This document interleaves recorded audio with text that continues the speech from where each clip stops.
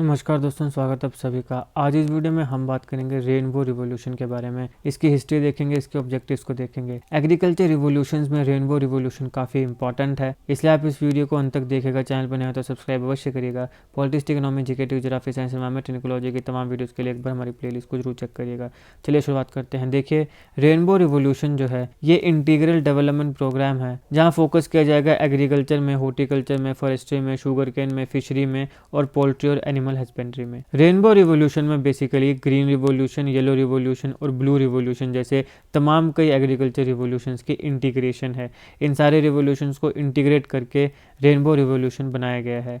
Agriculture policy 2000 में सबसे पहले भारत के एग्रीकल्चर की होलिस्टिक डेवलपमेंट की बात होती है, और ये कैसे अचीव किया जाएगा? रेनबो रिवॉल्यूशन के माध्यम से। इकोनॉमिक सर्वे जो 2015-16 का था, उसमें भी इंटीग्रल डेवलपमेंट प्रोग्राम की बात हुई, ताकि एग्रीकल्चर सस्टेनेबिलिटी आ सके। और ये कैसे आएगी? रेनबो रिवॉल्यूशन के कंसेप्ट से। तो यहाँ पर भी रेनबो रिवॉल्यूशन की बात हुई।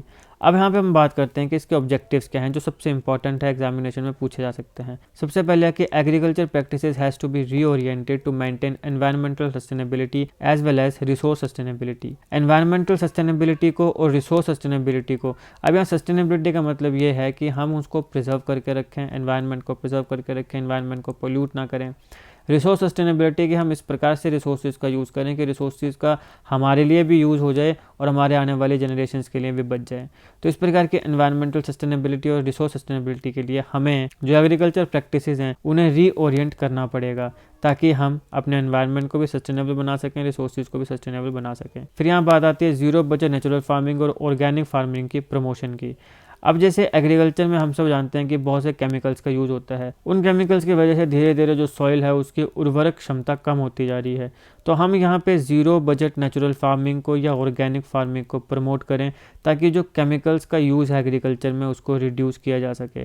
फिर आता है क्रॉप डाइवर्सिफिकेशन। जो वाटर स्ट्रेस एरियाज़ हैं, जैसे पंजाब है, हरियाणा है, वहाँ पे हम क्रॉप डाइवर्सिफिकेशन करें, अलग अलग क्रॉप्स लगाएं, ताकि वहाँ पे पानी को सेव किया जा सके। अब अगर हम पंजाब की बात करें तो वहाँ पे वाटर टेबल काफ़ी कम होता जा रहा है, इसीलिए वहाँ पे एक डायरेक्ट सीडिंग ऑफ राइस नाम की जो स्कीम है वो वहाँ की गवर्नमेंट ने शुरू करी।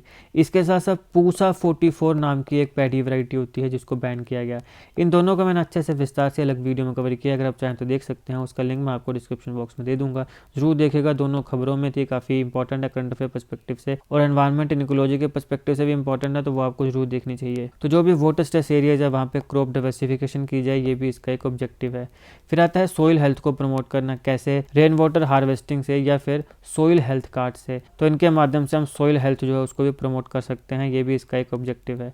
फिर लैब टू लैंड एग्जीबिशन को प्रमोट करना। इसका सीधा सीधा मतलब है कि जो एग्रीकल्चर टेक्नोलॉजीज हैं उनमें R&D जो है, रिसर्च एंड डेवलपमेंट, उसमें इन्वेस्ट करना।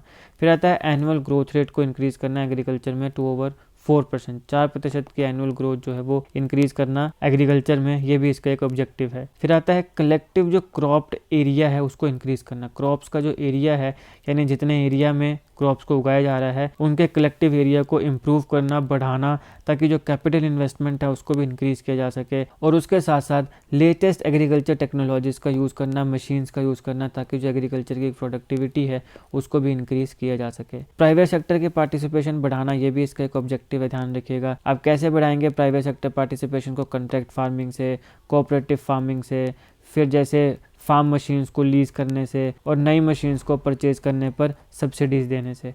तो इस प्रकार से हम जो प्राइवेट सेक्टर की पार्टिसिपेशन है उसे भी इंक्रीज कर सकते हैं।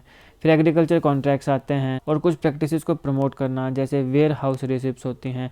एग्रीकल्चर एक्सपोर्ट्स जो हैं उसे प्रमोट करना, कैसे? अपनी क्वालिटी को इम्प्रूव करके, क्योंकि इंटरनेशनली कुछ नॉर्म्स होते हैं प्रोडक्ट्स के लिए, उन नॉर्म्स को अचीव करना पड़ेगा, तभी जाके हमारा जो एग्रीकल्चर प्रोडक्ट्स हैं उनको बाकी कंट्रीज़ खरीदेंगी। तो यहाँ पे नॉर्म्स जो हैं वो कैसे अचीव होंगे? क्वालिटी को इम्प्रूव करके। तो क्वालिटी इम्प्रूव करना, ताकि इंटरनेशनल जो रूल्स एंड रेगुलेशंस या जो नॉर्म्स हैं उनको पूरा कर सकें, और उसके माध्यम से हम अपने एग्रीकल्चर के जो प्रोडक्ट्स हैं उनको भी एक्सपोर्ट कर सकते हैं। फिर आता है रिस्ट्रिक्शन जो है उसको डिसमेंटल करना। कैसे रिस्ट्रिक्शन? एग्रीकल्चर कमोडिटीज़ की movement through out the country, कि पूरे भारत में बिना रिस्ट्रिक्शन से जो एग्रीकल्चर कमोडिटीज़ हैं वो एक स्टेट से दूसरी स्टेट जा सकती हैं। उनमें जो रिस्ट्रिक्शंस हैं उनको डिसमेंटल किया जाए, ख़त्म कर दिया जाए, या फिर जितना हद तक हो सकता है कम किया जाए। और ये इंश्योर करना कि हमारे पास सफिशिएंट नंबर है गोडाउंस का, वेयर हाउसिंग का, कोल्ड स्टोरेज फैसिलिटीज़ का, ताकि जो प्रोडक्ट्स हैं वो ख़राब ना हो, उनको अच्छे से स्टोर किया जा सके। इसके साथ साथ जो फार्मर्स हैं उन सारों को एग्रीकल्चर इंश्योरेंस स्कीम जैसे कि पीएम फसल बीमा योजना है, इन सारों में इंक्लूड करना और इवेंचुअली धीरे धीरे सारी की सारी क्रॉप्स को इसमें इंक्लूड करना। अभी तो थोड़ी क्रॉप्स हैं, धीरे धीरे बाकी सारी क्रॉप्स को इंक्लूड करना ताकि किसानों को फ़ायदा पहुंच सके, किसानों को इंश्योरेंस मिल सके और उनका जो जीवन यापन है वो आसान बनाया जा सके। इसके साथ साथ जो पोटेंशियल है इंडियन एग्रीकल्चर का उसको हार्नेस करना जो अभी तक अनएक्सप्लोर है, ये भी इसका एक ऑब्जेक्टिव है। अब यहाँ पे कुछ इंसेंटिव देना है पल्सेस को, जैसे कि एमएसपी हो गया, मिनिमम सपोर्ट प्राइस, जिसकी वजह से एग्रीकल्चर और जो न्यूट्रिशनल सिक्योरिटी है वो अटेन की जा सके, वो पाई जा सके। ये था दोस्तों इस लेक्चर का एनालिसिस। हमने देखा इसकी हिस्ट्री क्या है, कौन सी पॉलिसीज़ में, कौन सी इकोनॉमिक सर्वे में इसके बारे में बात हुई और अंततः हमने सबसे इंपॉर्टेंट चीज़ देखी कि इसके ऑब्जेक्टिव्स क्या हैं। जितने भी इंपॉर्टेंट फैक्टर्स इससे रिलेटेड जरूरी थे वो सारे मैंने आपको इस वीडियो में कवर किए हैं। आई होप आपको ये वीडियो अच्छी लगी। अगर आपको अच्छी लगे तो लाइक और शेयर करिएगा। Politics, economy, GK, geography, science, environment, ecology की तमाम वीडियोज़ के लिए एक बार हमारी प्लेलिस्ट को जरूर चेक करिएगा। जीके करंट अफेयर्स और जीके ट्रिक्स की ऐसी वीडियोज़ के लिए हमारे चैनल को सब्सक्राइब करिएगा। आपका बहुत बहुत धन्यवाद।